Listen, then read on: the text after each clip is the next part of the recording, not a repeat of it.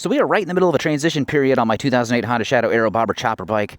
We're going full chopper mode. We're swapping the tank out for one from TJ Brutal Customs. We're doing something different to the rear fender, which means we got hard struts back on this bike. As you can tell by my enthusiasm, I'm super excited about it. We did also put the 12-inch chrome apes back on here. I do like those things. Those look really, really good. But that also means I need to get used to riding this thing again, and that's what we're doing today. And boy howdy, does this bring back some memories. One thing we're not changing, though, is these TJ Brutal Customs high-low drag pipes, unless they go back in stock in stainless steel on their website. TJ, if you're listening, I'd like a set in stainless steel. And if those sound anywhere near as good as these ones do,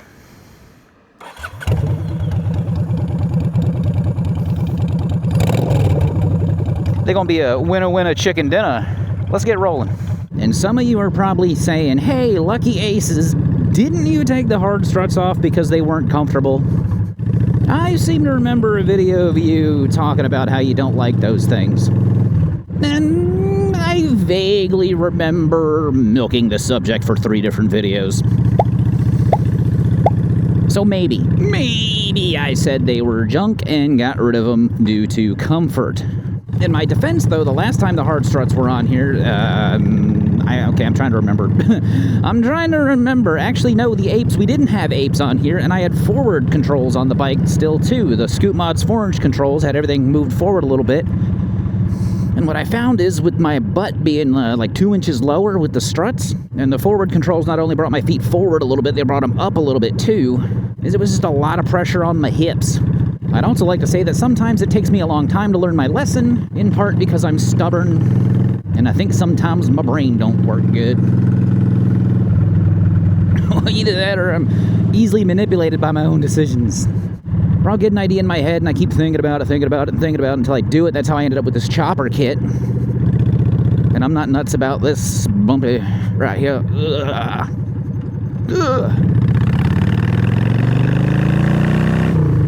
And this Springer seat definitely helps, man, but it's still a little rough. When you're going, though, at speed, it's not bad, because all the vibrations kind of absorb together, I guess.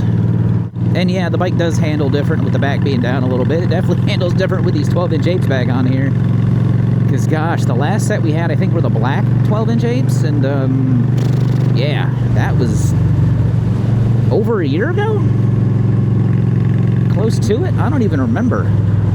I do remember, though, that I had these leaned forward a bit more, so they were a bit more vertical, and I think that's kind of partially what led to my discomfort. So these, I actually have these pulled towards me a little bit, and actually this really isn't that bad.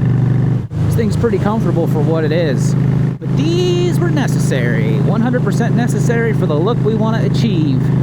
Because you guys know I love choppers. Gosh, I love choppers. It's probably my favorite style of motorcycle. The long, stretched out, big front end. I got a big old factory Spirit front wheel, 21-inch up front. I'm trying to get used to these apes again with the extended front end, because, you know, all this is bolt-on. Like, the neck's not cut. There's a little adapter in there that kicks things out. I keep going to put my left hand back on the grip, and I keep slamming into the mirror for some reason. And while it does look pretty good in its current form, I think I like this a whole lot better. That is an official hardtail sissy bar, and I say official hardtail sissy bar because that thing is vintage. That's from like the 60s or the 70s or something. It's got damage, it's got chunks missing out of it, the chrome is not perfect, it's nowhere near as nice as these newer apes. But it's got character and it's got history. There's no telling where that thing's been. The stories it could tell if it was not an inanimate object. The fender is a flat 6-inch fender. I found that on the interwebs. It's got a nice little bobber flare at the end. I think that looks really nice. And to make all that work, make the fender mount to the sissy bar, and I'm making the front mount work with my current fender mount, because I still got the bobber fender right now for the time being. I had to put the hard struts back on, because if you mount a sissy bar to a swing arm bike, if you mount it to the swing arm itself, it's just going to bounce around like that. It's just going to vibrate your whole machine, and you got to worry about, well, not only discomfort, but, I mean, you definitely don't want to break anything. And that long, skinny rear profile with these long, skinny front forks makes this factory aero tank look pretty beefy. She's a wide girl and doesn't quite fit the vibe. I am bumping into my left controls, too. Turn my freaking high beam on. And after after thinking about it for what feels like forever, I finally buckled down. I ended up buying a TJ Brutal Customs tank. Which honestly, with the 8-inch over forks paired with the sissy bar, these 12-inch apes, this bike is going to look sweet. Think of it as like a Shadow Chopper 2.0 kind of situation. Which is great that I did the final mock-up already, because now I can actually ride this bike again. It was down for like a month because I didn't want to put the stock tank back on until I had everything mocked up, everything marked, holes drilled, all that good stuff. Because it's been so hot outside, you might actually burst into flames, which is a little bit of an exaggeration, but it's been toasty. It's been slow going. I ended up having to do a lot of that work off camera just because I wasn't getting it done. And also to make sure these ape hangers and these hard struts are going to work. Because that was the other thing, man. I didn't really... I pulled the tank apart and I was like, you know what? Let's swap the bars. So I haven't had apes or hard struts on this thing in a while. And I can already feel it in my tailbone. We haven't gone too far. But I don't plan on going cross-country on this thing, although we could probably see beautiful pastures and such like this. And this is more of a run-around-town kind of bike anyway. Now, a smart man would have changed all this and then tested it before, you know, buying the tank and the fender and modifying the parts and making everything work. But to heck with that, man. We just said grip it and rip it. Because even if this didn't work out, you know, we would figure out another solution. We'd have figured out a way to make everything work.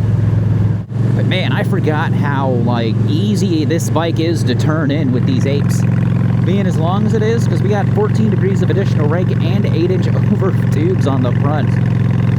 So we're a little bit longer than stock, man. It doesn't feel like it. It feels still pretty nimble. At least for what it is. I'm just glad we're moving forward with the project, which at this point in time, I still need to line the tank. I need to figure out something for paint. I need to find a paint shop. Get on their schedule, get stuff dropped off. It's still going to be a couple weeks before this thing's ready to go. Probably a couple months. But that's okay, man, because this Shadow is not going anywhere. This is kind of my first one, you know. This is still my main squeeze, my main ride.